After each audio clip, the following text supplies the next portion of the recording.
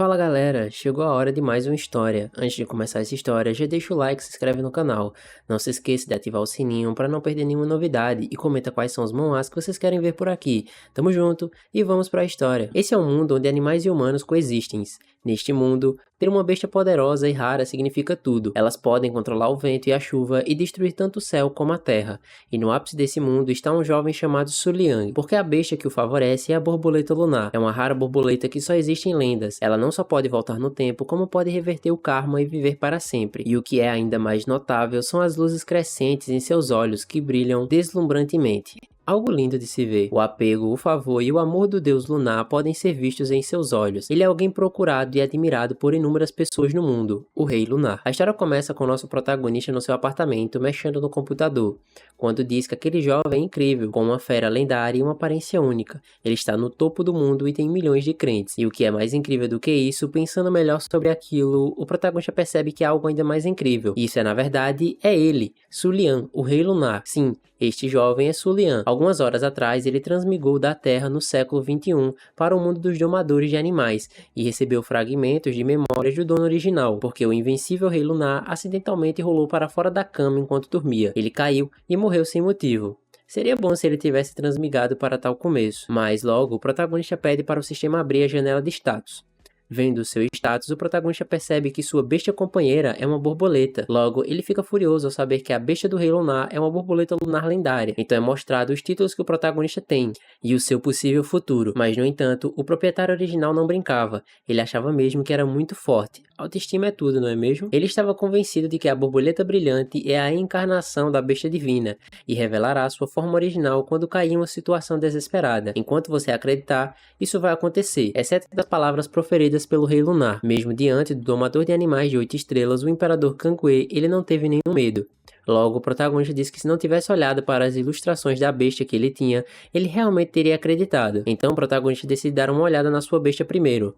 Logo, aparece uma borboleta brilhante azul na sua frente. Achando aquela borboleta uma fofa, o protagonista se pergunta o que ele pode fazer. Até o momento, ele não consegue nem derrotar as elites da academia, e pensa que se ele não tiver nenhum cheat, seria impossível superar o Imperador Kangwei em 3 anos. Logo após falar de cheats, o protagonista acha que pode ter algo, e se lembra que é uma coisa misteriosa na memória do dono original, sem saber de onde vem, mas acha estranho é que o dono original parece rejeitá-la extremamente. O nome dessa coisa é o Livro Lunar, um nome bem exótico. Vendo aquelas ilustrações, o protagonista percebe que é assim que funciona. Enquanto a besta tocar no ícone na realidade, o ícone será ativado. Depois de coletar bestas o suficiente, ele sabe que pode rolar para pegar outra besta, como se fosse uma carta de jogo. Ao chegar na página de criaturas de classificação suprema, o protagonista percebe que a razão pela qual o dono original rejeitou tanto o livro é porque ele negou sua crença de que ele tinha a borboleta lunar, obviamente. O protagonista diz que não é de se admirar, mas logo, o protagonista diz que aquela ali é a Academia de Domadores das Bestas do Luar. Bestas do tipo Lua estão em todo lugar, então é fácil encontrá-las e colecioná-las. Então o protagonista alega que o primeiro vai economizar o suficiente para rolar 10 vezes. Quem sabe ele não consegue a borboleta lunar, mas ele sabe que ainda é cedo para se preparar para a batalha 3 anos depois, e a sua maior prioridade agora é se esconder dos olhos de todos e ficar mais forte. Então ele veste seu casaco e sai em direção ao dormitório avançado da Moonlight Beast Time Academy. No dormitório, Bai Wei, enquanto alimenta um pequeno coelho com grama, é repreendida por Sujin, que diz que Bai está sempre alimentando aquelas criaturas de baixa classificação, e pergunta o que ela vai fazer se aquelas criaturas se apegarem a ela. Logo, Bai diz para Sujin que é claro que ela não vai assinar um contrato com o coelho do luar de baixa classificação, e que ela está alimentando ele só por diversão, por puro entretenimento próprio. Furiosa, Sujin diz para Bai que ela é da elite da academia, e se ela for contaminada com o cheiro de criaturas inúteis, ela não será capaz de atrair bestas poderosas, e alega que o Rei Lunar nunca toca em animais comuns, para não mencionar as bestas de rank médio e alto. Ele também não olhará para as bestas de rank supremo, e alega que deve ser definitivamente porque a borboleta lunar odeia o cheiro de criaturas inferiores. Logo, elas percebem que alguém está chegando ali. Ao virarem, elas se deparam com o protagonista, o Rei Lunar. Enquanto olha de canto para as garotas, elas percebem que aqueles olhar crescentes, cheios de opressão do protagonista, e alegam que é um olhar, e isso preenche as pessoas com a necessidade de submeter-se completamente. Após olhar para aquelas garotas, o protagonista se assusta por dentro e se pergunta se aquilo é uma cat girl, mas logo desvia o olhar e alega que o Rei Lunar não deveria ter muito contato com as bestas e parte rapidamente dali. Chegando no pavilhão da lua, o protagonista sabe que o número de bestas de baixo rank no pavilhão, se todas elas estiverem desbloqueadas, ele deveria conseguir comprar 10 vezes, ou até mais se quiser. Entrando no pavilhão, o protagonista se depara com algumas luzes flutuando em sua direção, que ao tocar em uma delas é mostrado pelo sistema que uma nova besta foi desbloqueada, e o número de ilustrações iluminadas aumentou. Então é mostrado um elemento lua, baixa classificação lua, uma raposa de lua juvenil, luar de baixa classificação,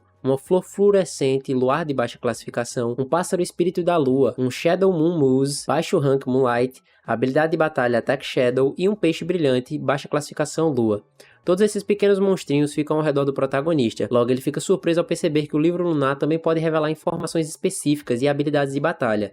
Logo ele fica feliz ao saber que está acontecendo como ele estava esperando de sua habilidade de trapaça. Ao ir se aproximando de uma porta suspeita, todos aqueles pequenos monstrinhos saem de perto do protagonista. Ele logo suspeita que por aquele lugar ser tão frio, que as bestas de baixo nível estão se mantendo longe dele, e se pergunta se aquele território é de alguma besta de nível médio. Ao abrir aquela porta, o protagonista se depara com um veado branco que está deitado no centro daquela sala enfeitada por lustres brilhantes e com uma imagem belíssima da lua. Ao se aproximar, o protagonista se depara com uma placa que dita todas as informações daquele veado. Logo, ele percebe que se trata de um veado flor branca, besta de nível médio tipo lua, um ser extremamente belo. Um veado flor branca tem a aparência mais bonita entre os animais de nível médio, mas mesmo que sejam difíceis de encontrar, são gentis que gostam de comer grama e amam especialmente banhar-se na lua. Devido às suas características, são extremamente seletivos na escolha de companheiros, e agora são extremamente raros. Somente o Palácio do Deus Lunar ainda mantém os campos de criação do verdadeiro veado branco. Lá atrás, dois jovens entram no pavilhão da lua e se perguntam se ele não é aberto ao público de graça, e questionam como eles podem gastar tanto dinheiro para apoiar uma besta de classificação média, e alega que nunca viram outros animais sendo tratados assim. O outro jovem concorda, dizendo que talvez seja por causa de sua aparência, e logo diz que aquele veado de flor branca é muito lindo, e questiona se ele não acha que eles podem consegui-lo. Logo, enquanto um dos jovens diz que talvez alguns ricos queiram apenas se gabar, ele alega que não quer ser um alvo. Logo, o veado cospe nele, fazendo com que os dois corram imediatamente dali, se perguntando se aquele veado consegue entender as palavras deles. O outro jovem diz que ouviu dizer que algumas bestas de nível médio com alta inteligência são semelhantes aos seres humanos, mas de qualquer forma, eles devem sair dali agora. Se ficarem, pode dar ruim. Enquanto aquele veado se levanta do seu local de aconchego,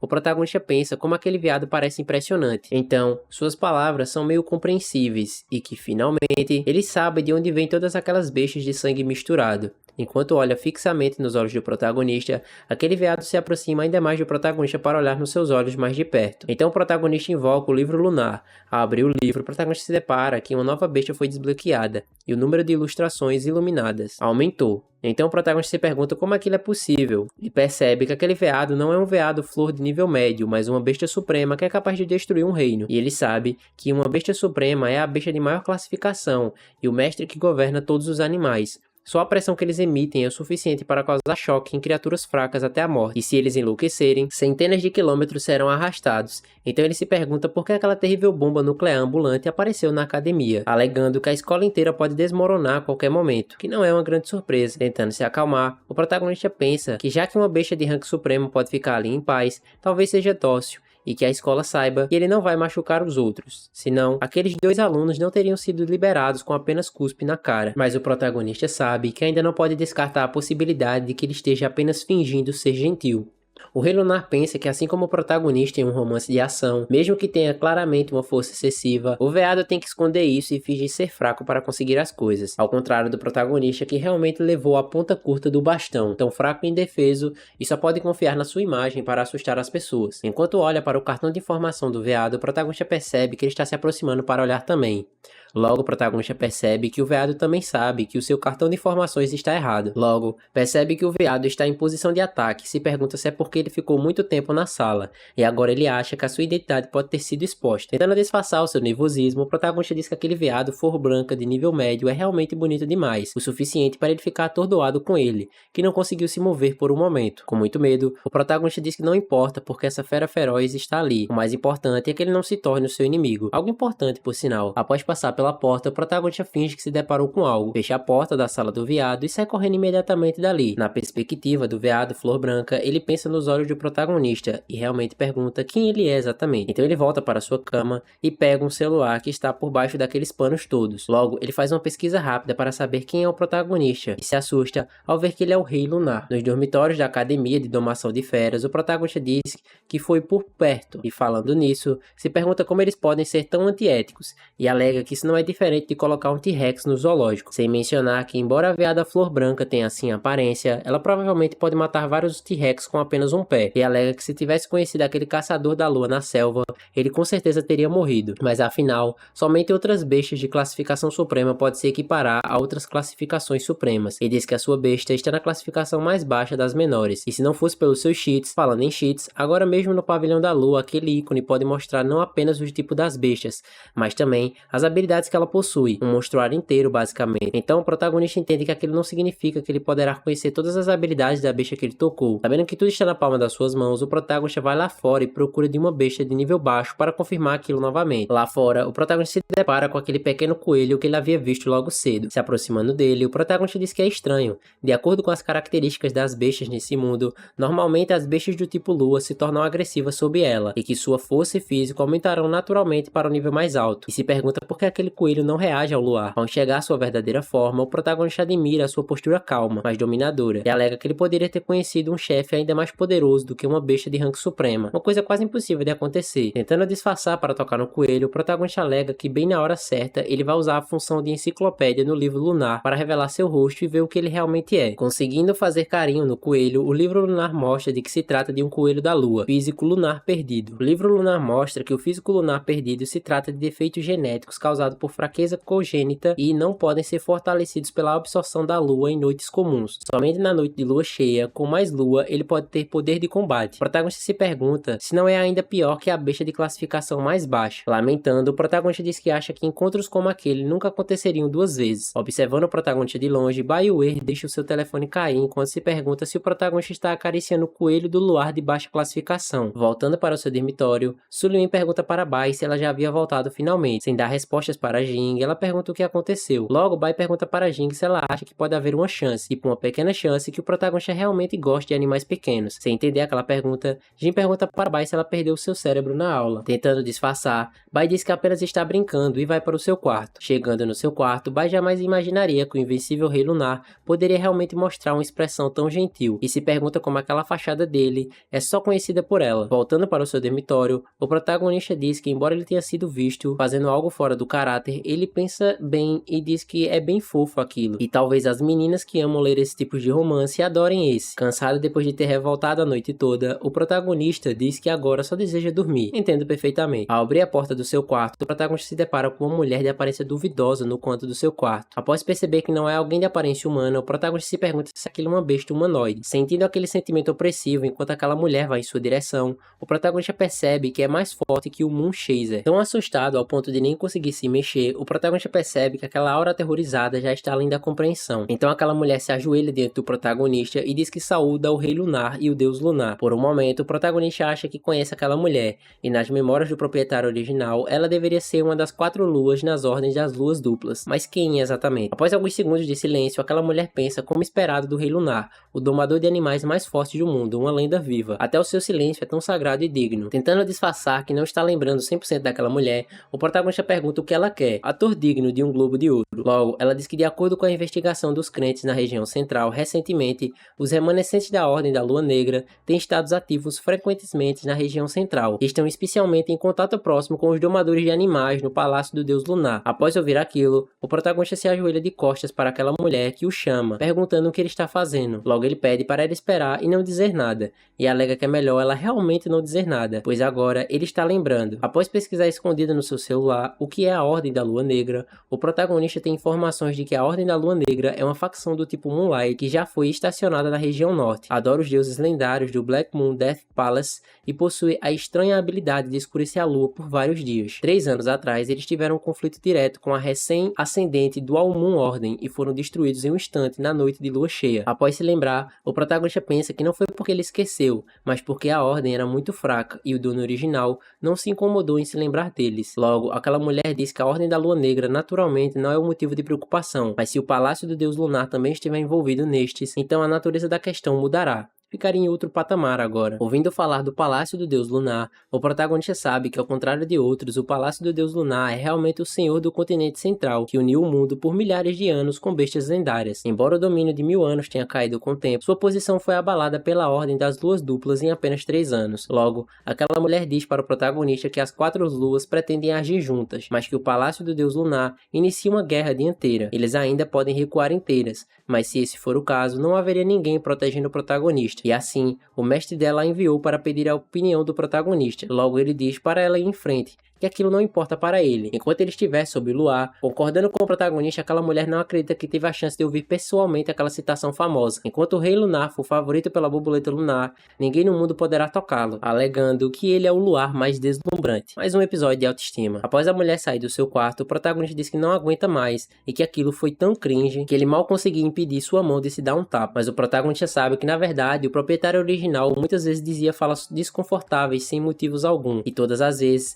essas palavras serão mal interpretadas por seus crentes, mesmo quando na verdade são apenas bobagens sem significados, tipo, a lua me favorece, eu posso sentir a presença do deus lunar, enquanto eu estiver sob o luar, a lua vai nascer, a lua é realmente redonda ou a lua está muito brilhante, todos acima são excertos das palavras faladas pelo rei lunar. Pensando no que fazer agora, o protagonista pensa no palácio do deus lunar e sabe que acabou de transmigrar para lá, e já há tantas coisas problemáticas, mas embora para o rei lunar, o palácio do deus lunar de hoje não seja mais uma preocupação, só se ele tivesse a borboleta lunar. E agora mesmo, ele foi legal por diversão, mas agora não tem mais guarda-costas, e se ele correr perigo, o rei lunar mais forte do mundo vai morrer de forma péssima. Após se lembrar que ainda tem um cheat que permite o protagonista jogar recompensas, ele pega o livro lunar e diz que depois de fazer contato com tantas bestas no pavilhão da lua, ele já deveria ter o suficiente para desenhar uma vez. Vendo que realmente pode desenhar agora, o sistema Gacha mostra que há uma chance de sortear qualquer besta do tipo Moonlight de qualidade. Após assinar um contrato, a besta será enviada automaticamente para o recinto Best, e se o protagonista não estiver satisfeito, pode escolher devolver a besta e ela será recompensada na forma do valor da força da besta, para não sair de mãos vazias. Então o protagonista diz que aquilo significa que se ele não gostar da besta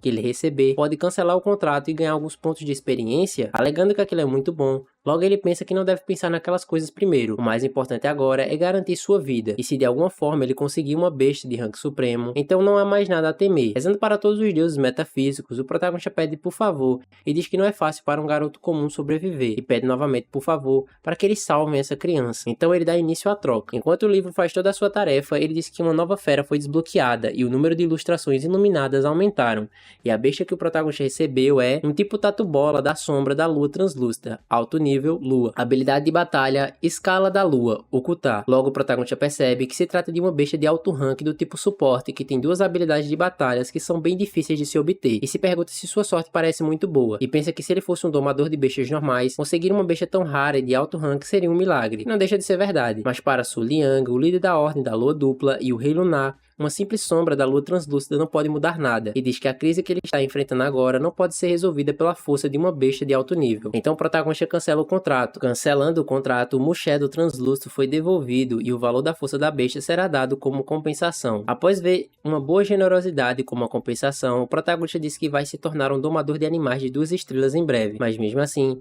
ele não está nem um pouco feliz, e acha que o dono original teve muitas chances de assinar um contrato com a Supreme Beasts na Ordem do Almun, mas como ele achava que tinha a borboleta lunar, ele ignorou completamente o resto, e se pergunta como o dono original do corpo caiu nessa situação de repente. Na sua cama, o protagonista percebe que mesmo com uma besta de alta classificação, não consegue resolver a raiz do problema. Ainda é melhor do que a borboleta brilhante que não tem poder de luta, e se ele realmente tiver problemas, as bestas de alto nível podem pelo menos lidar com a situação, e se pergunta por que ele devolveu a besta de alta classificação imediatamente. Logo, o protagonista pensa que a sua personalidade está sendo influenciada pelo dono original do corpo. Achando aquilo uma boboseira, ele alega que ainda há uma diferença, pelo menos não está acreditando cegamente que a borboleta lunar é real. Sabe escolha. E diz que da próxima vez que ele tiver uma besta de alta classificação, garantirá que assinará um contrato com ela, e que amanhã ele voltará ao pavilhão da lua novamente para agarrar alguns pontos de experiência, pois ainda há muitas bestas que o protagonista não colecionou, e logo pensa que aquele veado da flor branca não deveria ser caçado da lua, e alega que se ele levar algumas guloseimas boas para ela, ele se perguntaria se consegue atraí-la para longe. Então o protagonista acaba adormecendo em meio aos seus pensamentos. No dia seguinte, após acordar, o veado flor branco pergunta o que está acontecendo e onde estão estão suas coisas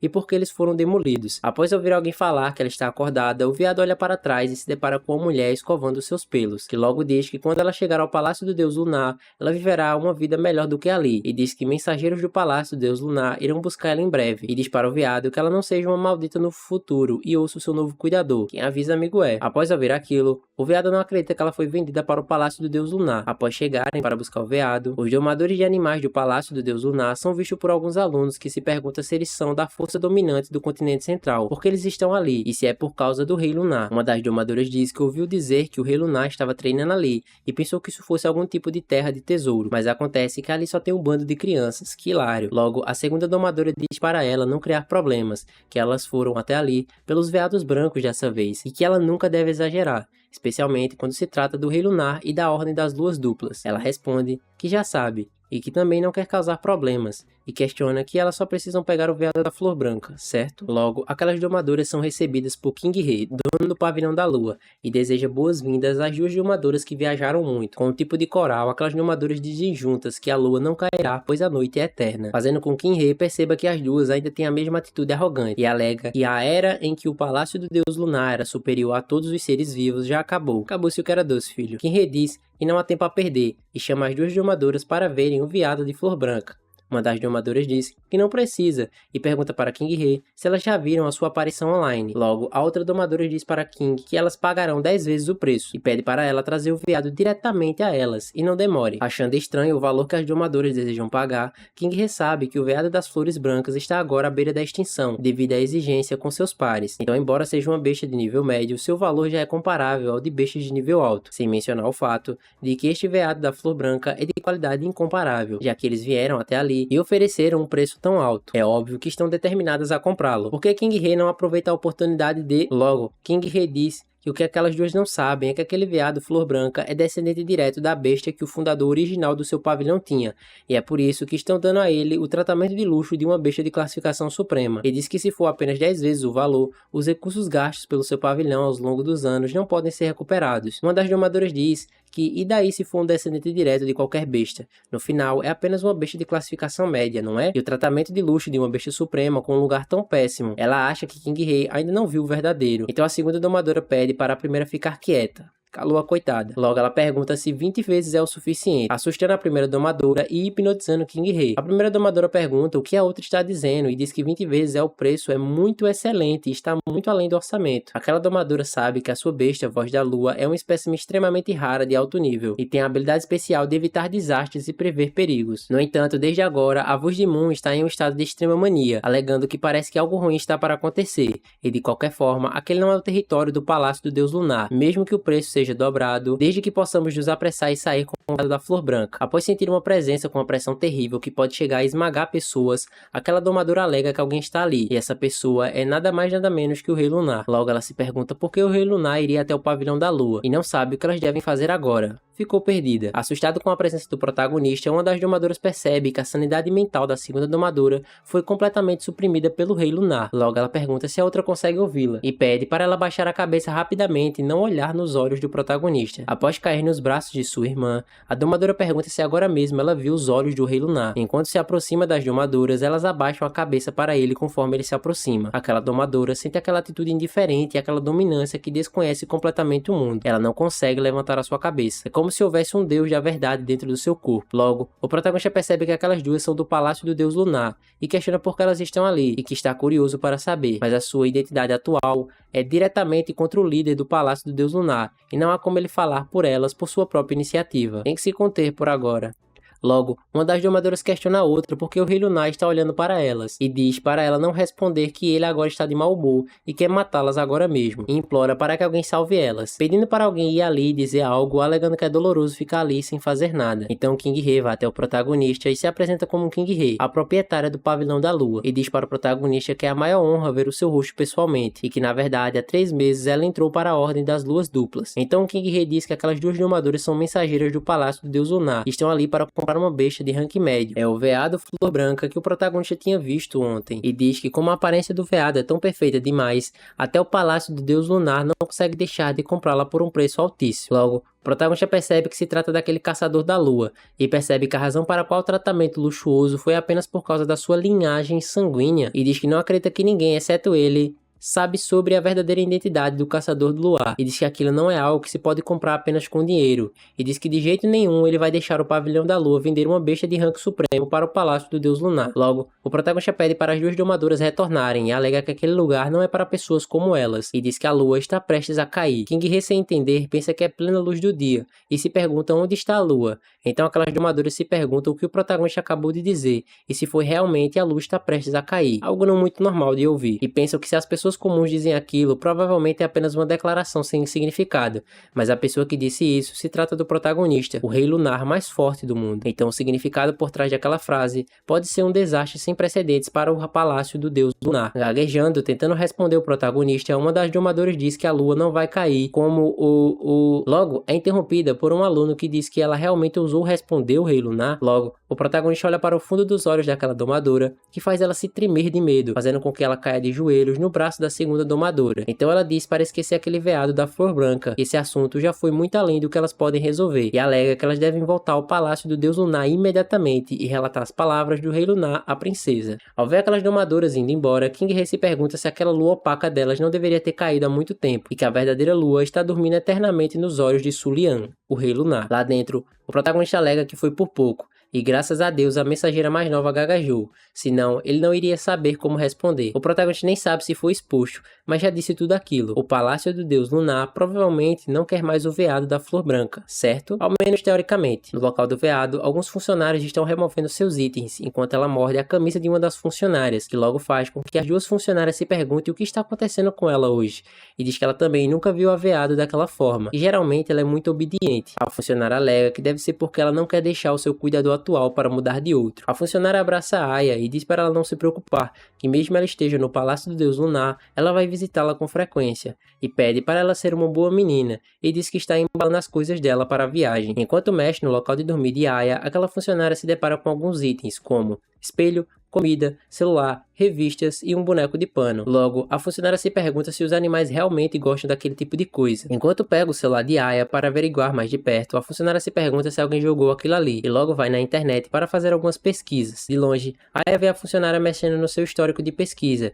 e diz que vai acabar sendo exposto. E para proteger o seu histórico de pesquisas, Aya diz que prefere se tornar um demônio. Então ela rapidamente solta a camisa da outra funcionária e dá uma cabeçada naquela funcionária que estava mexendo no seu telefone, fazendo a funcionária cair em sua cama, e o seu celular voa até cair nas mãos do protagonista. Calculado demais isso aí, hein? Logo, o protagonista se depara com uma pesquisa chamada O Imperador da Besta Dominadora, capítulo 6. Ao ler aquilo, o protagonista diz que deve dizer também que Aya conseguiu chamar o seu interesse. Totalmente envergonhada, Aya se esconde atrás de sua cama enquanto o protagonista adentra seu antigo quarto. Logo, o protagonista diz que a negociação com o Palácio do Deus Lunar foi cancelada e que todos eles devem sair imediatamente. E mais tarde, a Ordem das Luas Duplas enviará alguém para negociar a compra do Pavilhão da Lua, fazendo os funcionários se perguntarem em comprar o Pavilhão da Lua. Seu objetivo original era negociar a compra hoje, mas afinal, com o Pavilhão da Lua como capa, ele poderá reunir uma grande quantidade de bestas do tipo Lua para sua coleção, mas quem diria que ele quase perderia uma besta suprema bem na sua frente. Então o protagonista pensa que para estar do lado seguro, acha que é melhor fazer uma retirada tática, uma estratégia inteligente. De cima da cama de Aya, a funcionária diz que não esperava que o protagonista anunciasse o cancelamento da negociação, e se pergunta se ele já havia se encontrado com os mensageiros do Palácio do Deus Lunar, e diz que quer saber realmente o que aconteceu agora mesmo. Um dos funcionários diz que ouviu dizer que foi cancelado de um lado, outra funcionária diz que aquilo foi muito dominador, como esperado do Rei Lunar, mas uma funcionária diz que aquilo não é o mesmo que fazer guerra com o Palácio do Deus Lunar, e pergunta se eles serão apoiados pela Ordem da Lua Dupla, certo? Aquela funcionária que está na cama da Aya diz que está mais curiosa sobre o telefone que ela encontrou,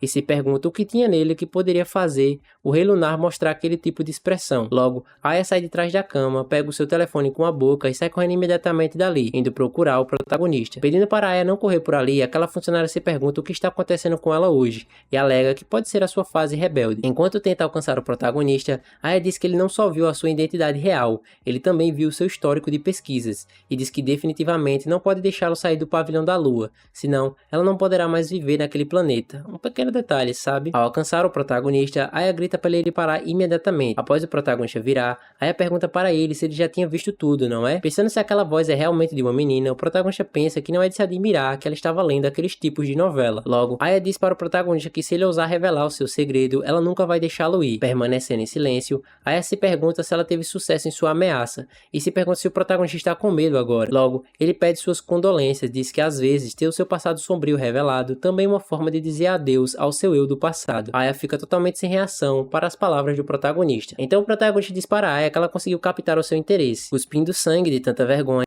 Aya pede para o protagonista calar a boca e não dizer aquilo. Gaguejando, ela diz para o protagonista não achar que ela vai ter medo dele só porque ele é o Rei Lunar. Pelo menos tem coragem. E diz para o protagonista que se ele contar a alguém sobre a sua identidade e aquelas linhas, ela vai sair imediatamente do pavilhão da lua, correr para a casa dele e derrubá-lo, e pisar nele até o protagonista se tornar uma bagunça sanguínea. Surpreso, o protagonista alega que aquela é a habilidade do sexto sentido exclusiva de uma besta suprema. O protagonista então responde a Aya que quer ver então em outras palavras, deixando ela totalmente confusa, e diz que contanto que quando o protagonista chame seu nome quando ela estiver por perto, ela imediatamente virá para o seu lado, certo? Rapidamente, Aya concorda, mas rapidamente não entende o que ela mesma disse. Ela concordou? Então o protagonista diz que estão resolvidos, e se ele ligar para ela e Aya não aparecer, ele vai contar o seu segredo para todo mundo. Aya então diz tudo bem. Logo o protagonista se reverencia e diz que é melhor ela se lembrar daquilo e que está indo agora. Ela pede para o protagonista esperar e lhe dá um conselho. Então ela manda ele tomar cuidado com a lua cheia. Não dando muita importância, o protagonista diz que está tudo bem e sai dali. Pensando na frase que o protagonista havia falado, Aya diz que aquela frase foi muito parecida com um tipo diferente de confissão. É como um encontro com o principal masculino de um romance. Lá fora,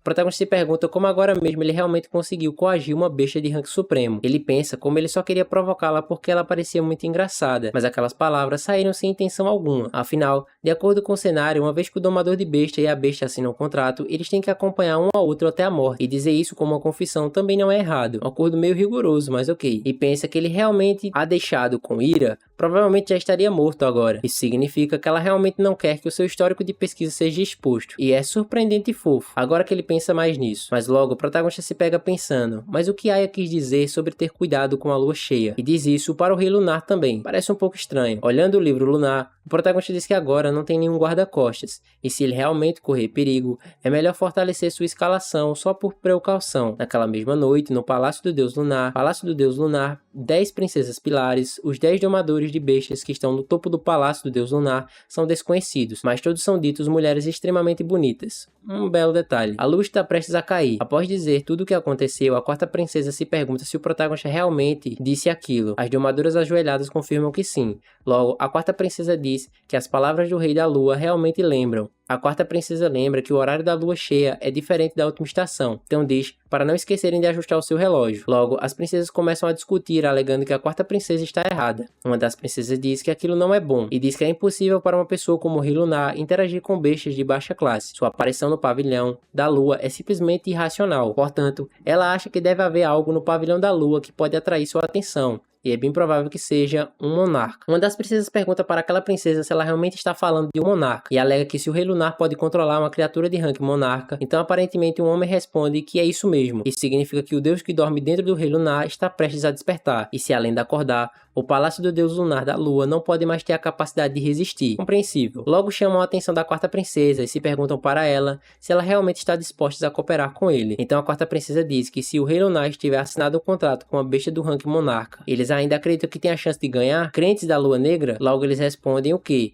Você disse classificação monarca? Logo todos saem correndo dali. Então a quarta princesa pergunta para onde eles foram e questiona se todos eles estão com medo agora. Logo, um homem pede para deixar ele falar com ela. Olhando para baixo, a quarta princesa se depara com um homem que diz que naquele mundo, o Rei Lunar não é o único que é favorito pelo luar. Recentemente, depois que o Rei da Lua comprou o pavilhão da Lua, ele enviou seus seguidores para procurar bestas do luar e transportá-las para a Academia das Bestas, que mergulhou toda a região norte num estado de pânico. Com todas as forças da região num estado de medo e inquietação, algumas pessoas acham que essa é a maneira do Rei Luar ficar mais poderoso, comendo animais menores, para repor sua energia. Há até rumores de que isso é um sinal de que o espírito que vive dentro do Rei da Lua está prestes a despertar. Aí o bagulho fica louco. Por causa de todos os rumores e especulações, a situação na região norte tem sido turbulenta, e todos estão em pânico. Entretanto, o Rei da Lua Xuanling, que está no centro da tempestade, está atualmente... Logo, o sistema diz que mais animais de estimações foram desbloqueados e o número de ícones iluminados aumentou, mostrando para o protagonista várias opções de bestas. O protagonista diz que já conseguiu um pet de nível alto em um único sorteio pelo menos uma vez antes, mas dessa vez só conseguiu um pet de nível alto em 5 sorteios, e alega que apesar da ajuda do Twin Moon Pavilion, os 2 a 3 dias ainda não muito longos e é difícil economizar para 5 sorteios consecutivos. Então o protagonista pensa que animais de estimação de classificação baixa e média não podem ser contratados, então eles são inúteis, exceto para coletar e troca de pontos de animais de estimação. Quanto a essa bela estimação de alto escalão, o protagonista diz que embora ele tenha dito que assinaria um contrato se conseguisse um de alto nível, aquela lua no lago parece ser do tipo suporte, então não parece que seria de grande ajuda, e sem mencionar o fato de que a dona original parece não ter esse nome na memória.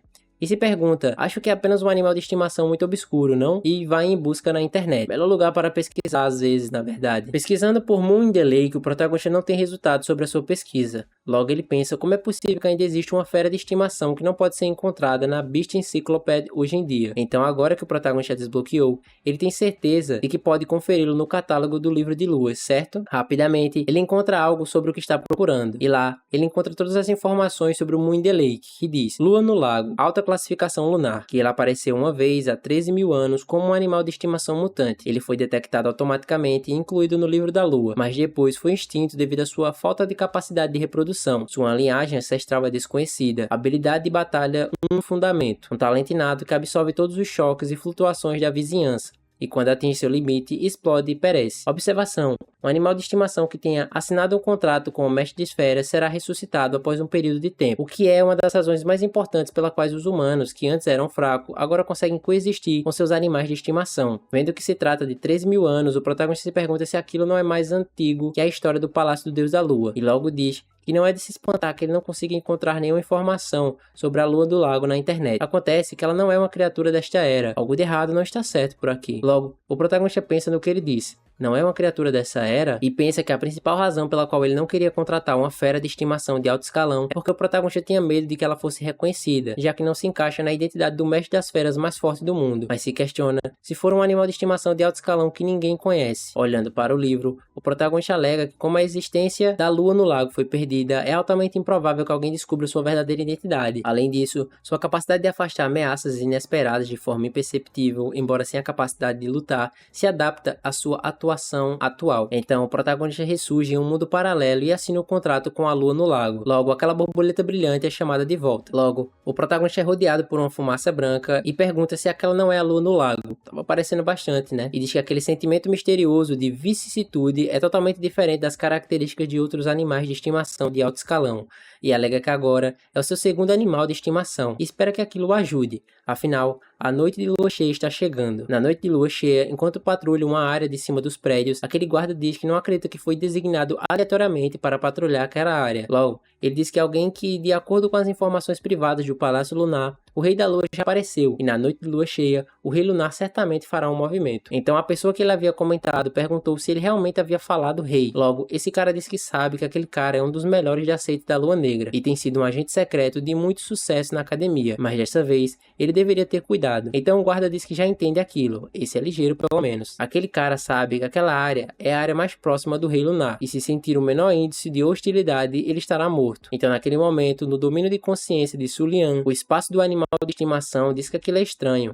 Ele nunca ouviu assim antes, numa noite de lua cheia. Logo ele percebe que a lua do lago está dormindo e não parece haver nada de incomum acontecendo com ela. Então o protagonista pensa que a probabilidade é que uma fera extremamente forte tenha aparecido dentro da academia, o que causou pânico entre as feras de estimação de baixa patente. Logo o protagonista diz para a borboleta parar de fazer cena. Ele vai levá-la para ver. O protagonista sabe que há um toque de recolher na academia nas noites de lua cheia, mas isso não importa para ele, considerando que o incidente ocorreu dentro da academia, então o alvo deve estar relacionado ao protagonista de uma forma ou de outra. Enquanto abre a porta de sua casa, o protagonista pensa que em um caso de perigo, um espaço vazio é muito melhor do que um dormitório fechado e não afetará outros alunos. Ao chegar lá fora, o protagonista se depara com várias bestas desobedecendo seus mestres, correndo de um lado para o outro com uma tremenda bagunça, uma verdadeira balbúrdia. Vendo aquela bagunça toda, o protagonista se pergunta o que está acontecendo e diz que parece que a previsão de Tanyun Zuyue estava certa. Parece que a fera feroz desconhecida está chegando, mas será que ela está mirando no protagonista? protagonista. O protagonista percebe que realmente tem algo de estranho acontecendo com aquelas bestas e se pergunta novamente o que está acontecendo com toda aquela comoção. Após uma explosão, o protagonista fica feliz de que aquilo não seja direcionado a ele. Aquele homem que parece diz que aquilo só pode ser uma brincadeira com ele. Claramente, parece ser um coelho lunar de baixa patente, mas esse tamanho e aura são avassaladores. E ele se pergunta que diabo é aquela coisa. E aí pessoal, estão curtindo até agora? Já deixa o like maroto para dar uma força e comenta aí o que estão achando. Se tiver alguma história que você quer ver aqui no canal, comenta o nome aí que eu tô sempre de olho para trazer histórias boas. Logo, aquele coelho lunar ao avistar aquele homem fica furioso e parte para cima dele para o atacá-lo, batendo com sua parte enorme no chão e causando um maior alvoroço. Aquele coelho faz com que as casas ao redor sintam os tremores. Logo, o protagonista pensa que essas feras de baixa patente ficarão assustadas e frenéticas com o barulho avassalador do rugido, e se pergunta o que diabos está acontecendo lá fora. Aquelas bestas correm em direção ao pavilhão da lua, mas ao chegarem lá, eles se deparam com Aya, que logo repreende eles, alegando que já é meia-noite, e pergunta o que está acontecendo, e manda todos voltarem com tudo para suas camas. Sem entender como aquela trupe de bestas parou, a funcionária aproveita para dizer que já que eles pararam, eles sejam bonzinhos, pede por favor para todos voltarem aos seus ninhos. Achando estranho, aquela funcionária sabe que aquela não é a câmara do veado branco e questiona como é que aquelas feras furiosas se tornaram normais ali. No seu quarto, ainda muito envergonhada pela última conversa que teve com o protagonista, ela pensa o que quis dizer com temos um acordo. Se eu te ligar e você não aparecer, eu vou contar a todos o seu segredo. Logo, Aya alega que o protagonista é o rei lunar, que é igual ao grande imperador Kangwei, e se pergunta por que ele precisaria chamá-la. É bom ter um motivo, pelo menos. Mas logo pensa que poderia ser porque o seu poder ainda não atingiu seu pico, então ele precisa da sua força para ajudá-lo a superar uma crise, certo? Sem saber o que está pensando e falando, Aya coloca sua cara no meio dos travesseiros e se pergunta se hoje à noite ele realmente vai gritar pelo seu nome. Lá fora, enquanto destrói tudo, aquele coelho percebe um rugido, que faz ele olhar para longe. Logo, aquele homem alega que o poder daquele coelho é incrível e que está além de suas expectativas. No entanto, ele pensa que parece que o coelho não é um membro da seita das duas gêmeas, já que ele destruiu o pátio interno da academia daquele jeito. Mas afinal, ele alega que se o rei lunar descobrir, ele não terá espaços para revidar, e diz que parece ser uma fera selvagem que ficou furiosa sob a lua cheia, apenas um alarme falso. Então aquele homem grita para aquele coelho, perguntando se ele não percebe que aquele é o território do rei lunar, e diz que se ele acertá-lo, ele nem vai saber como morreu. Mesmo que ele seja muito forte, logo aquele homem diz que aconselha aquele coelho a recuar. Ignorando as palavras daquele homem, o coelho o ataca a si mesmo. Mas logo ele é defendido por aquelas duas bestas que estavam o protegendo. Após observarem todo o impacto, aquele homem diz que aquelas bestas fizeram um bom trabalho. Logo aquele homem pensa que apesar do seu poder aterrorizante, aquela fera parece ser incrivelmente lenta e não parece ter a inteligência de uma fera de alto escalão. Humilhou nos pensamentos. Então ele acha aquilo muito interessante, já que o rei lunar não foi alertado. Ele vai dar uma olhada mais de perto no coelho e descobrir o que ele realmente é. Logo ele diz para Ling Yue que as restrições foram suspensas e que ela tem a sua permissão para absorver o luar. Após absorver o luar, aquelas baleias se transformam em uma baleia negra do luar, mas logo pede para Ling Yue parar de absorver. Logo aquele homem chega ao seu limite. Ele sabe que exceto pelo grande imperador da lua e o palácio do deus lunar, não há ninguém que possa absorver a energia do luar infinitamente, ou então seus corpos explodiriam. Algo importante de se lembrar. E quanto ao rei lunar, ele está além do senso comum. Então ele fala para aquele coelho que desde que ele se tornou o mentor, ele não conseguiu liberar totalmente seus poderes, mas agora ele pode. E diz que ele não é o único que pode ficar furioso sobre a lua cheia. Então ele manda Ling Yu atacar aquele coelho. Logo, uma das jovens que estão reunindo os estudantes diz para todos se apressarem, que aquele é o caminho para o abrigo. Logo, a segunda jovem pergunta se uma força hostil está atacando a academia. Aquela jovem de cabelo rosa responde à jovem loira que aquilo é impossível e aponta que o rei lunar mora ali e supõe que alguma fera deve ter enlouquecido após absorver muito luar. Então a jovem loira diz que é possível sim, afinal que as feras do tipo luar sejam extremamente perigosas sob a lua cheia. Alguns deles podem até derrotar um mentor. Após um jovem passar por trás daquela garota de cabelo rosa, ela pede para aquele estudante parar e não andar por ali, mas ao perceber, ela percebe que se trata do rei lunar, a lenda. Logo, o protagonista diz que a lua está prestes a nascer, e logo pensa que apesar do fato de que a única fera que ele tenha conseguido lidar com uma crise é a lua do lago, mas de alguma forma há um estranho sentimento de confiança em seu coração, que é extremamente forte, especialmente sob a lua cheia. O protagonista pensa que se ele tivesse que usar as palavras do proprietário original, seria algo como: os olhos da lua estão em mim. Logo após atacar o coelho, aquele homem diz que o ataque de Ling Yue agora foi implacável, e alega que aquele deve ser o fim, mas logo após a poeira baixar, ele percebe que quem se deu mal na verdade foi Ling Yue, e logo pensa como ele poderia, que ganhou seu lugar na seita da lua negra através do poder de Ling Yue, ser incapaz de derrotar uma fera que enlouqueceu sob a lua cheia. Olhando de longe por trás de uma casa, Bai Yue diz que aquele coelho é muito assustador, fazendo com que o coelho dê uma pequena olhada para trás, e diz que não chega nem perto no mesmo nível nível de uma luta entre cadetes. Logo, Sujin pergunta se aquilo não é um absurdo, e diz que sabendo que é assustador, Bai-Ue ainda foi até lá para ver. Logo, Bai responde dizendo que o teto do dormitório foi arrancado, e esse tipo de incidente é claro que ela quer ver com seus próprios olhos. Então Sujin dá um tapa na cabeça de Bai e pergunta o que ela tem. Logo, Bai se pergunta por que aquele coelho parece familiar para ela. Sujin alega que parece um coelho orelhudo de alta patente, não? Mas diz que aquele tamanho dele é muito estranho. Então aquele coelho pega Lingüe com as suas orelhas e bate com ela no chão, fazendo ela gritar de dor. Logo, aquele homem questiona se a taxa de recuperação não é mais capaz de consertar o dano, e se pergunta como uma mera besta selvagem pode derrotar o seu Lingüe daquele jeito, e alega que não será mais misericordioso. Logo, ele manda Lingüe usar sua técnica de batalha, Devorador da Lua. Devorador da Lua, os alvos atingidos serão dilacerados pela força imensa e informe da respiração de Lingüe, causando dor intensa e morte. Pequenas sequelas, como podemos ver. Então Lin se solta das orelhas daquele coelho e usa sua técnica contra ele. Aquele homem sabe que ninguém jamais conseguiu bloquear aquele ataque, e alega que a técnica Devorador da Lua é inigualável. Logo, ele percebe que o coelho não sofreu nenhum dano e absorveu todo aquele impacto. Então o coelho começa a canalizar uma técnica de batalha, que faz com que aquele homem se pergunte como aquela fera selvagem tem uma técnica de batalha, e alega que aquilo é totalmente irritante. Logo, Sujin se deita por cima de Bai, que pergunta para ela o que Sujin está fazendo.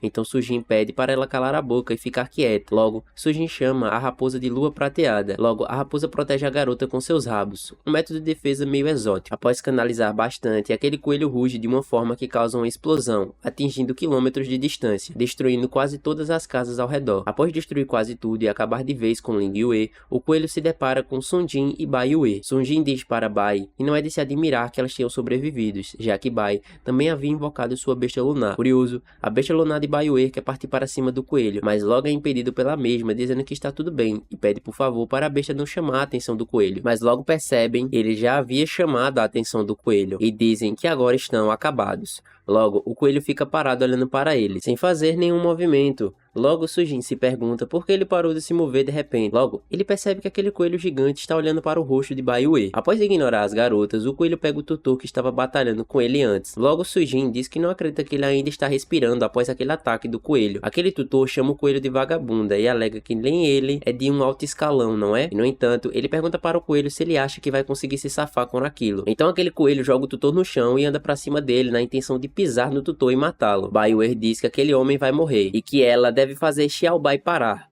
Logo, Sujin diz para Bai não ser ridícula, e que ela mesma sabe, White não pode parar aquele monstro, pelo menos teoricamente, e diz que Xiao Bai é um animal de estimação de alto nível, e uma vez que uma besta de estimação é morta em batalha, sua lealdade diminuirá ao reviver, e que elas não podem arriscar isso. Logo, Bai pergunta, mas vamos ficar aqui e deixá-lo morrer? E diz que é melhor perder a lealdade do que deixar alguém morrer. Sem escolhas, Sujin diz que está tudo bem, e que elas devem tentar, e fala para Bai fazer o seu melhor e não tentar ser nenhuma heroína. Indo em direção ao coelho, Bai-Ue é impedida pelo Rei Lunar, que logo a surpreende ao vê-lo ali. Então ele pede para elas ficarem quietas e diz que aquela não é a sua luta, e alega que o luar está começando a convergir. Enquanto se aproxima do coelho, o protagonista mantém um brilho ao seu redor que mostra aspectos da lua ao seu redor. Logo, Bai-Ue diz que o protagonista é tão brilhante e se pergunta se naquele nível ele ainda pode ser considerado humano. Próximo do coelho, o protagonista pensa que aquele tamanho e forma nenhum deles se compara às bestas supremas classificadas que estão atualmente no mundo. Então, só consegue pensar em uma possibilidade.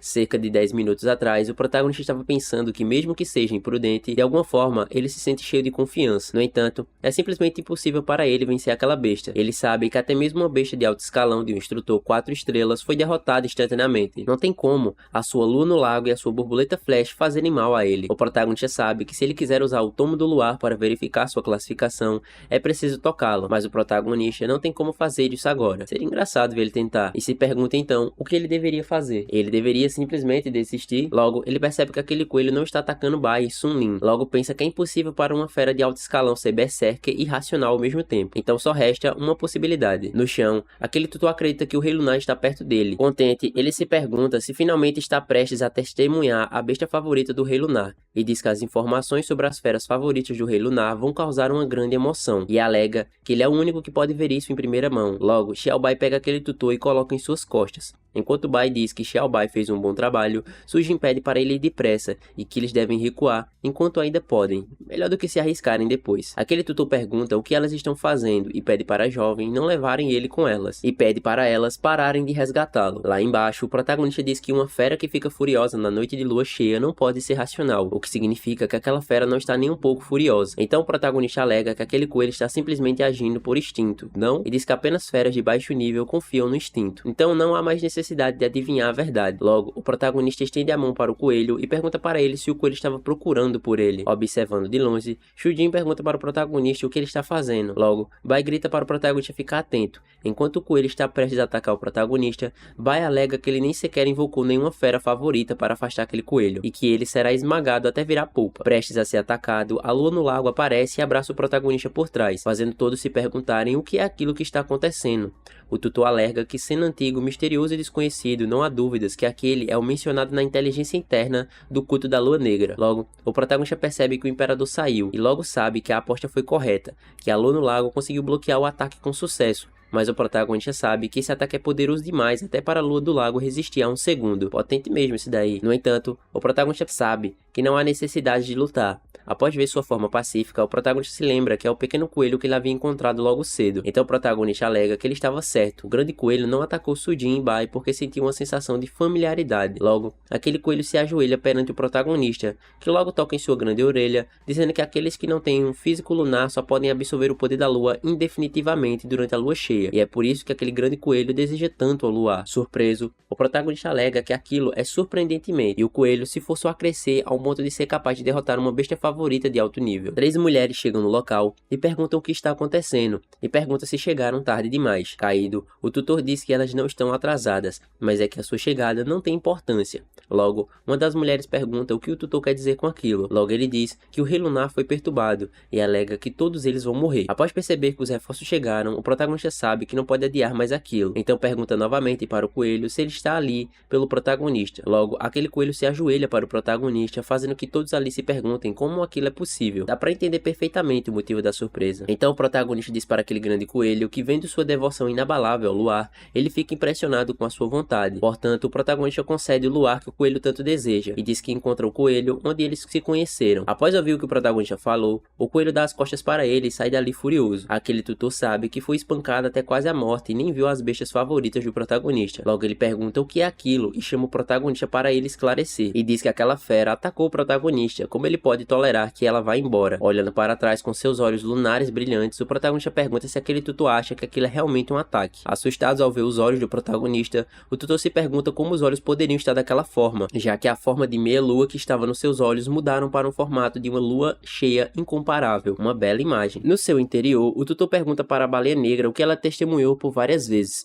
Logo o tutor pede para a baleia negra responder ele se ela estiver ouvindo ele. Lembrando aquelas cenas, o tutor se lembra da lua no lago do protagonista, de sua baleia negra que foi derrotada pela besta e do olhar profundo do protagonista. Logo o tutor diz que ele viu o imperador e que o protagonista foi demais. Logo ele pensa que precisa encerrar por hoje, e continuar será um fardo para ele, e diz para a baleia negra que ontem à noite a lua crescente, estrela submersa, apareceu na região norte, e pensa também que o vice-líder da terceira divisão do culto da lua negra está a caminho do norte. Então ele continua agindo como um agente interno por enquanto, e que ele deve monitorar os movimentos do Rei Lunar o mais perto possível e reportá-los regularmente. Então o tutor acorda na sala médica da academia e percebe que tudo aquilo foi um pesadelo, mas logo percebe que aquilo não foi um pesadelo, e que aquela é a fera favorita dos oficiais do alto escalão. O Pacto da Lua e dos Sonhos. É incrível que todo mundo tenha algo preferido, e que eram os superiores lhe dando ordens. Ele sabe que a lua crescente da estrela afundada surgiu na região norte, e um vice-diretor está chegando, e se pergunta quem vai lidar com a fera do Rei Lunar. No seu quarto, o protagonista acorda e percebe que aquele coelho está em sua cama,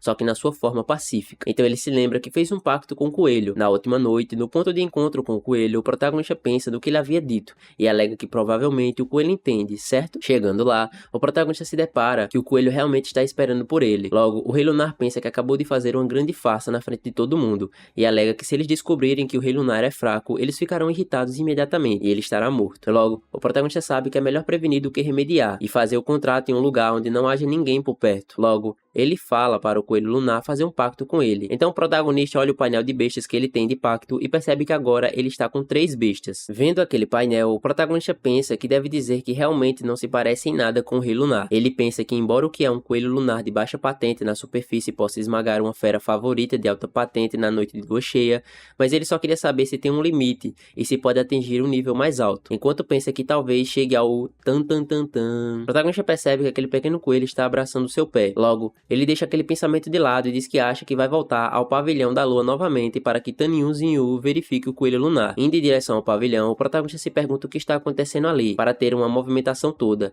e logo percebe que aquele movimento parece que não foi desencadeado pelo incidente de ontem. Logo, o protagonista se depara com Sun Jin falando para Bai Yue que realmente existe uma fera de estimação selvagem, do tipo lunar de classificação suprema, que chegou ao domínio do norte, e não fica longe da academia. Logo, Bai pergunta para Sun Jin se ela não está pensando em ir até lá e tentar fazer um pacto, não está? Logo, Sun Jin diz que não custa tentar e alega e se der certo. Ouvindo aquela conversa de longe, o protagonista diz que é uma besta favorecida suprema adulta e selvagem não estaria apenas visitando aleatoriamente. Logo, ele pega seu telefone e pesquisa besta de classificação suprema chegando na região norte. Após pesquisar, o protagonista viu que a besta de estimação de classificação suprema, Sea King Star Crescent Moon, desceu sobre a região norte no início daquela manhã. Várias centenas de quilômetros ao redor da área foram bloqueados pelas forças dos clãs lunares. Uma multidão de mais de centenas de milhares de pessoas se reuniu para assistir ao evento. Curiosidade bateu. É mostrado que a Sea King Star Crescent Moon é o único tipo de arma suprema selvagem da série lunar. Devido à falta de um mestre das feras adequado,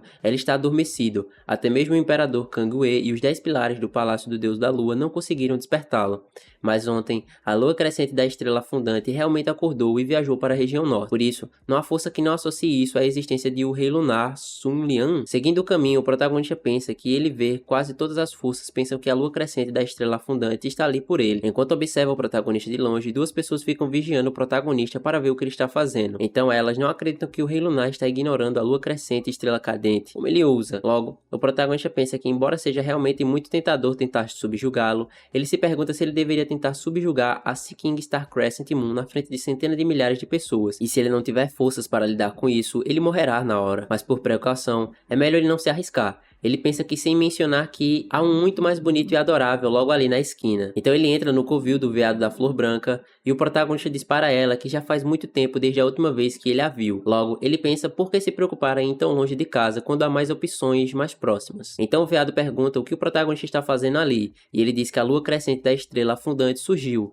e pergunta se ela não quer dar uma olhada. Após perceber que ela já sabia daquilo, o protagonista pergunta que até ela, fanática por surf, já sabe daquilo. O veado diz que sentiu aquilo muitos antes das notícias da web saírem e pergunta para o protagonista se ele não for, não será ruim para ele se outra pessoa o subjugar. O protagonista diz que eles ainda não entenderam e diz que algo que ela só pode ver à distância não é tão fofo quanto um animal de estimação, deixando Aya totalmente confusa. Logo, o protagonista mostra um símbolo de sua apreciação por ela. Aya pergunta que sinal de agradecimento é aquele. Logo, ele pensa que foi somente por causa do lembrete de Aya que ele conseguiu derrubar o coelho lunar, mas pelo bem do estilo, ele não prefere dizer aquilo, para não perder a pose também. Um certo cervo, que sempre foi alimentado como um animal favorito de nível médio, pergunta se aquilo não é uma comida especial para um rank supremo, e questiona se aquilo não é muito caro. O protagonista diz que está tudo bem, e se ela gostar, ele vai trazer mais amanhã de qualquer forma. O protagonista ainda tem alguns milhares deles no seu espaço de besta favoritas, cortesia da seita das luas gêmeas. Após pegar e guardar aquilo que o protagonista deu, ele questiona a Aya o que há de errado, e pergunta por que ela não vai comer. Ela responde que não, e que é claro que ela deve guardar lanches para assistir filmes e ler romances. Logo, o protagonista diz que está tudo bem, e que está de saída agora, pois se ele ficar muito tempo, pode levantar suspeitas sobre a identidade de Aya. Logo, o protagonista percebe que há outra maneira de entrar em contato. Logo, ele propõe para Aya adicioná-lo como amigo na rede social. Logo, ela adiciona o protagonista.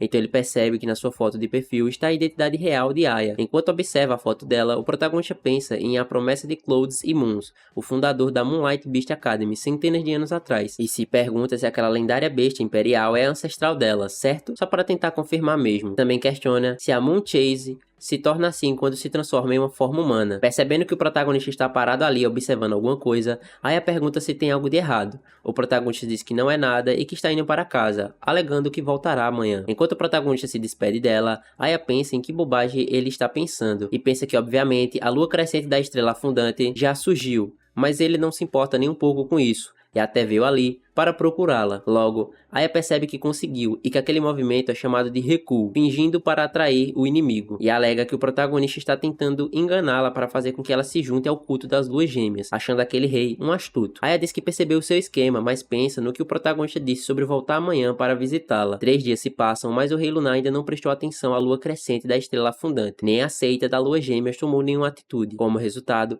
a situação no território do norte tornou-se cada vez mais obscura e confusa, e de mal a pior. Furiosa, o vice-presidente da Moonlight Beast Academy, Aoi Kirasaki, grita para todos ali pararem de brigar, e que ela está apenas enviando eles para ampliar seus horizontes, e questiona se eles realmente acham que podem subjugar a estrela afundada Lua Crescente, e diz que aqueles que se registraram, a segurança pessoal básica será garantida para aqueles que não se registraram. Quaisquer consequências serão de sua inteira responsabilidade, e se pergunta por que ela tem que ficar ali e ser responsável pela segurança dos cadetes. Logo, Aoi percebe que o Mestre Baleia Negra está se aproximando. Logo, ela pergunta o que ele está fazendo ali em vez de descansar e se recuperar. Ele diz para Aoi que ele cuida daquilo, e que ele já pediu para o healer reviver a sua besta de estimação sem problemas algum. Observando o mestre para ver se ele realmente está bem, Aoi diz que já que ele colocou dessa forma, ela irá deixar aquilo com ele. Logo, um estudante vai até o Mestre Baleia Negra e pergunta se ele está bem ou se sentindo mal. Rapidamente, ele responde que está bem. Logo, ele pensa que aquela pessoa já está ali, e pensa que embora ele nunca tenha o conhecido, ele tem a certeza de que o honrado lhe notificará de alguma forma. Logo após aquela jovem assinar, Mestre Baleia Negra pede para a próxima pessoa avançar. Ela basicamente andou. Então ele diz para aquela estudante inserir seu nome, número da escola e classificação por estrelas ali naquele papel. Após escrever, o Mestre Baleia Negra percebe uma marca estranha de uma cobra na mão daquela estudante e percebe que se trata surpreendentemente daquela pessoa. Aquela estudante da região central Nove Infernos, águas do caminho Yellow, Spring Sata Creek, pensa então que aquela é a fera favorita que é conhecida por ter cortado as estrelas no passado, e alega que a aura dela é realmente deslumbrante, e diz que hoje ela testemunhou isso e é realmente impressionante. Aquele homem da região norte, Academia Imperial do Luar, pergunta para aquela mulher se ela entende agora,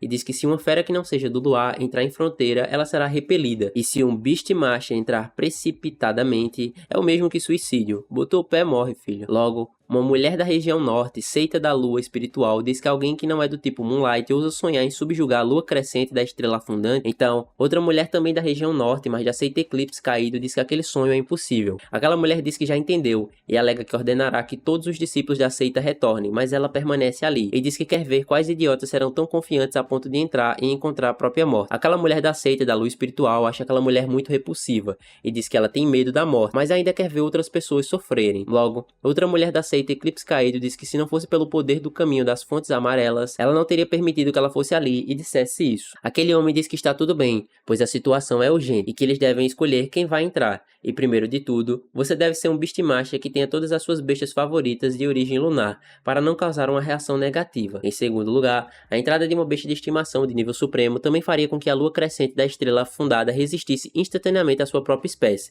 e diz que isso mesmo, apenas bestas favorecidas abaixo do nível supremo podem entrar. Logo, aquela mulher de cabelo vermelho alega se é por isso que o Rei Lunar não foi até ali. O homem diz que talvez, mas independentemente, ele é interrompido por uma mulher que vem por trás dele e alega que elas estão lá. Após virar e se deparar com vários cadetes, aquele homem receia que os cadetes sofram muitas baixas, algo nada surpreendente. Logo, aquela mulher ruiva diz para os cadetes que elas estão prestes a entrar no domínio da Suken Star Crescent Moon, e diz que o primeiro, quando a lua crescente da estrela fundante está adormecida, ela é praticamente invencível. Segundo, quando ela despertar, ela desencadeará um ataque cortante indiscriminado que desintegrará instantaneamente tudo em seu caminho. Deitado, o protagonista pensa que, embora Aya possua razão e vida, ela é completamente incapaz de comunicação. Por mensagem, Aya diz naquela época, até o Imperador Kangui e o Palácio da Deusa da Lua retornaram derrotados, e diz que não importa quem vá, vai ser inútil. Logo, o protagonista alega que tudo que Aya faz é dormir e bater nas pessoas, e questiona se todos os tanques supremos são tão brutais. Ainda por mensagem, o protagonista pergunta se não houve um curto período de tempo em que ela ficou acordada. Aya diz que sim, mas talvez não por vontade própria, e dessa vez, ela foi para a noite porque sentiu uma oportunidade de evoluir, e pergunta para o protagonista se ele tem certeza de que não quer ir. Deitado em sua cama, o protagonista se pergunta o que significa algo como subjugar a lua crescente da estrela afundante tem a ver com ele,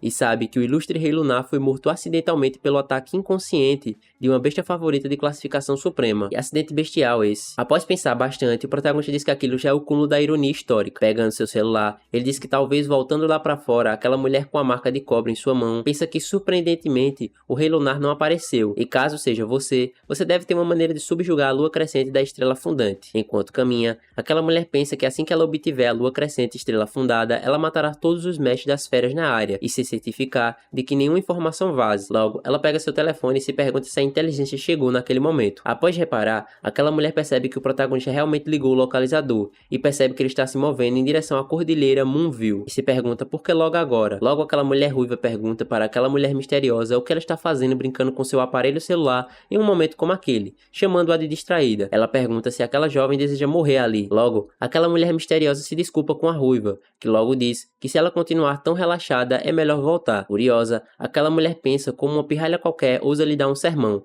e alega que quando ela tiver a Sea King Star Crescent Moon, certamente irá torturá-la a ponto de desejar que ela tivesse morta. Uma coisa não muito agradável de se escutar. Logo, aquela jovem ruiva explica para os alunos que para aquela operação, cada um deles irá receber uma pedra de teletransporte, e no momento em que você esmagá-lo, você será teletransportado para fora, e alega que quando os alunos perceberem que a lua crescente da estrela fundante está começando a acordar, esmague-a imediatamente. Caso contrário, ele certamente morrerá lá dentro. Logo, aquela mulher estranha alega que o protagonista logo chegará ali. De longe, aquela mulher azul se pergunta se eles realmente acham que um Beastmaster de 1 ou 2 estrelas pode subjugar a Sea King Star Crescent Moon, e alega que até mesmo o mestre das feras de 8 estrelas, o imperador Kang Hui, falhou em fazê-lo. O cara só tinha uma missão, né? Aquela mulher azul percebe que aquela mulher misteriosa está indo junto às cadentes. Após uma rápida troca de olhares, aquela mulher azul se assusta e se pergunta que droga foi aquele olhar.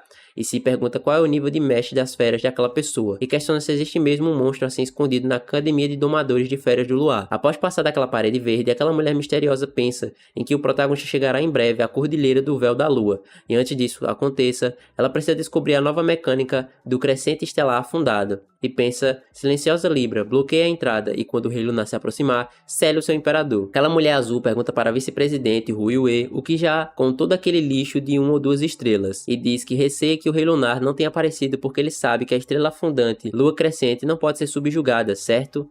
E diz para Hui Wei que, sabendo disso, ela ainda manda pessoas para lá, e diz que seu propósito não pode ser apenas deixar os alunos verem a beleza de uma besta favorita de classificação suprema, certo? Tem que ter mais coisas também. Logo, Hui diz que ela é quem está fora da linha, indo até ali, apesar da diferença de elementos. Hui questiona se ela está ali para rir das custas de Hui ou realmente acha que pode subjugar uma fera de nível supremo de um elemento diferente. Sem palavras, aquela mulher azul pensa o que está acontecendo e diz que Hui parece não saber sobre o que aquela mulher de cabelos escuros estranhas, com uma marca de uma cobra na mão. Quando aquela mulher vai responder Hui, aquela mulher e todos que estão ali são surpreendidos pelo protagonista que chega impondo respeito. Logo, Hui pergunta para o protagonista se ele realmente está lá para subjugar a estrela fundante, a lua crescente. Logo, aquelas duas jovens perguntam, e se o imperador do rei lunar assustar a estrela fundante lua crescente? Hui alega que aquelas garotas são tão ignorantes e diz que o fato do rei lunar estar ali significa que ele tem certeza de que mesmo que não liberte o imperador, ele será capaz de fazer a estrela fundada lua crescente se submeter a ele. Passando por todas aquelas jovens calados, o protagonista pensa que na verdade é bem simples.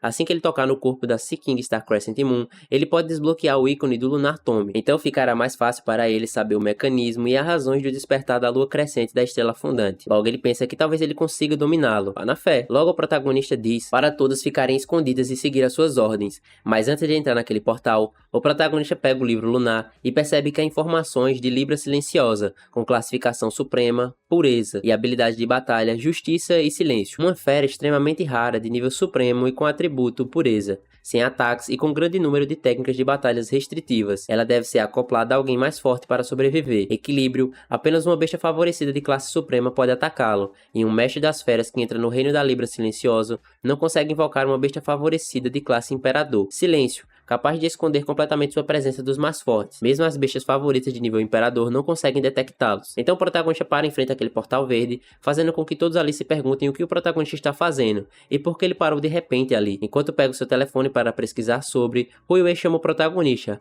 mas logo é surpreendida por ele perguntando como ela pode deixar aqueles pequenos insetos do culto da lua negra entrarem tão facilmente, fazendo com que todos fiquem surpresos ao ouvir sobre o culto da lua negra. Então o protagonista diz que a partir de agora, este lugar está sob o controle da seita das luas Gêmeas, e ninguém tem a permissão para entrar, e diz que ele mesmo cuidará do resto pessoalmente. Botou o pé na mesa. Lá fora, todos se perguntam sobre o culto da Lua Negra. Então, aquela mulher azul entende que aquela mulher assustadora é uma das mestres das feras do culto da Lua Negra. Logo, aquela mulher loira da região norte, seita da lua espiritual, chega que eles não foram expulsos da região norte pela seita da Lua Gêmeas, e se pergunta se eles voltaram para o Seeking Star Crescent Moon. Então aquela mulher de cabelo vermelho da seita Eclipse Caído alega que o protagonista havia dito que eles eram apenas insetos, e se pergunta o que acontecerá com os cadentes. Logo, Huiyue diz que com a pedra de teletransporte eles devem ficar bem. Ainda lá fora, o protagonista pensa que a Libra Silenciosa é especializada para o uso contra a classificação Imperador, e se pergunta se o culto da Lua Negra realmente acha que ele tem um Imperador, e sabe que aquilo significa que ao entrar, é muito provável que haja mais de uma besta favorita de classificação suprema com a qual ele terá que lidar. O protagonista sabe que essa será a situação mais perigosa que ele já enfrentou na sua vida, e se não fosse ele quando fez a travessia pela primeira vez, não teria tido coragem de entrar. Mas agora é difícil dizer. Então ele entra no portal. Lá fora, todos ficam impressionados com a aura imponente que o protagonista tem. Vendo que o protagonista realmente entrou naquele portal, o mestre da Baleia Negra diz que os remanescentes do culto da Lua Negra estão lá dentro, e alega que eles devem entrar e ajudar. Afinal, o Rei Lunar também é um dos cadentes deles. O Yue diz que aquilo parece razoável. Logo, aquele homem loiro pergunta o que eles devem fazer. Entrar e ajudar? Logo, o mestre diz que não, e alega que a força combinada de todos eles despertará o Seeking Star Crescent Moon. Logo diz que as suas feras favoritas acabaram de ser revividas e ainda estão muito fracas. Então, ele vai entrar sozinho, sem problema algum, até porque ele é o cara. Aquelas duas jovens diz que com aquela aparência, e se pergunta se o mestre da Baleia Negra é realmente confiável para fazer aquela tarefa. Pensando, Huiyue se pergunta por que aquele cara está tão estranho hoje. Corrigindo o que queria dizer, ele não é um membro da seita das Luas Gêmeas, é? E se pergunta por que ele está tão preocupado com a segurança do Rei Lunar. Indo em direção ao portal para entrar nele, o mestre da Baleia Negra, ao tocá-lo, é surpreendido com algo que cai bem na sua frente. Após a poeira baixar, ele dá de cara com uma mulher, que logo ele pergunta se aquele velho não foi longe demais com as suas fantasias. Então aquela mulher diz para o mestre da Baleia Negra que mesmo com todas as suas feras estivessem no auge, ele não teria chance de acordar a lua crescente da estrela fundada. Após reparar na tatuagem na perna daquela moça, o mestre da Baleia Negra percebe que se trata de um dos 12 discípulos da lua da seita da Lua Gêmea, e é também o sétimo na fila. Logo ele pensa que o trono da serpente está em apuros. Que pensamento rápido, não? Logo, aquela mulher pergunta para todos se eles não ouviram as ordens do protagonista, e a partir de agora, aquela área está sob o controle da seita das Luas Gêmeas. Então o mestre da Baleia Negra pensa que não acha que ela tenha notado a Libra Silenciosa, e nem parece ter qualquer intenção de entrar, mas ainda há uma chance de as coisas mudarem. Dentro do reino da Lua Crescente e da Estrela Fundada, Libra Silenciosa percebe que já se passaram mais de 10 minutos e ainda não encontraram a Lua Crescente da Estrela Fundada, e percebe que o lixo que chegou com ela já se foi. Ela sabe que bestas de baixa patente não podem ser libertadas no domínio da Patente Suprema, e sabe que aqueles pirralhos, eles devem ter ficado todos assustados e esmagado a pedra de teletransporte, seguindo seu caminho. Libra Silenciosa encontra a aura inconfundível de uma fera favorita muito poderosa, se lembrou na hora, então rapidamente ela encontra Seeking Star, e como esperado de uma arma de nível supremo, ela é absolutamente magnífica. Logo, ela pede para Seeking Star ir com ela, pois ela sabe o que ela quer. Então ela alega que Seeking Star rejeitou o imperador Kang Wei e a deusa da lua do palácio da deusa da lua, porque eles nasceram como imperadores. Então, como tipo de arma orgulhosa, ela não suportaria a sensação de não ser apreciada, certo? Ela diz que pode não ser tão boa quanto eles, mas alega que ainda é uma Beastmaster de 6 estrelas. Logo, ela diz que nunca vai tratar Seeking Star mal. Tentando pegar Seeking Star, a Libra Silenciosa diz: Lua Crescente, Estrela Fundada, torne-se meu. E essa foi a história de hoje. Se curtiu, deixa o like para dar aquela força, se inscreve no canal e ativa o sininho para não perder os próximos vídeos. Não esqueça de comentar aí o que achou e qual história vocês querem ver por aqui, que eu vou estar sempre respondendo os comentários, e as melhores histórias que vocês mandam eu vou estar trazendo. Tamo junto e até os próximos vídeos.